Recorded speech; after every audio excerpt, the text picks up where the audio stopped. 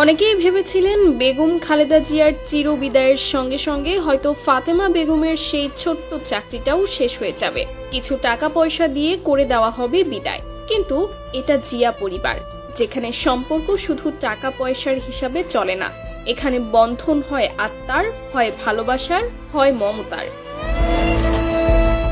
ফাতেমা খাতুন ছিলেন শুধু গৃহকর্মী নয়, তিনি ছিলেন বেগম জিয়ার ছায়া সঙ্গী, বিশ্বস্ত সঙ্গী, যেন এক মায়ের মতোই।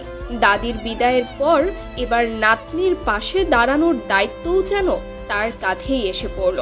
ফাতেমার মুখের দিকে তাকালে বুকটা কেঁপে ওঠে, চোখে জল আটকে থাকে, কথা আটকে যায় গলায়, যেন নিজের মাকেই হারিয়েছেন তিনি, আর হবে নাই বা কেন।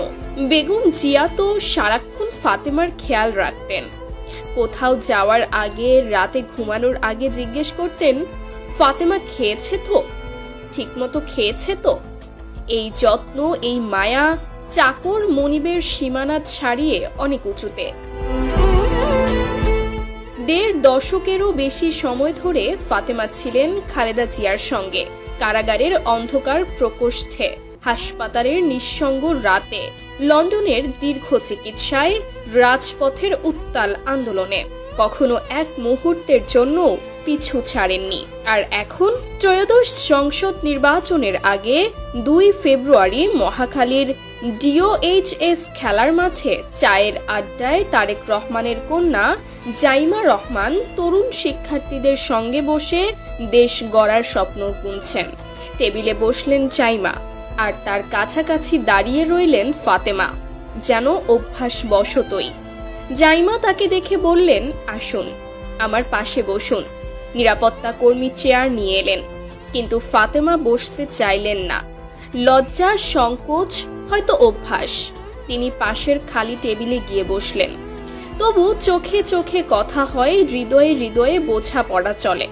এই ছোট্ট ঘটনাই লুকিয়ে আছে একটা বড় সত্য। জিয়া পরিবারে ফাতেমা আর শুধু কর্মী নন, তিনি পরিবারের একজন। এখন জাইমার পাশে তিনি, ঠিক যেমন একদিন দাদির পাশে ছিলেন। ফাতেমা বেগমের গল্প শুধু দুঃখের নয়, এটা ভালোবাসার, আনুগত্যের, মানবিকতার গল্প। যখন রাজনীতির ঝড় ওঠে, নেতারা আলোচনায় থাকেন, তখন এমন মানুষরাই থাকেন ছায়ায়, নীরবে, নিঃশব্দে, কিন্তু অটুটভাবে। বেগম জিয়া হয়তো শারীরিকভাবে নেই, কিন্তু তার মমতা, তার যত্ন ফাতেমার মধ্য দিয়ে বেঁচে আছে। আর সেই মমতার ছোঁয়ায় আজ জাইমা রহমানের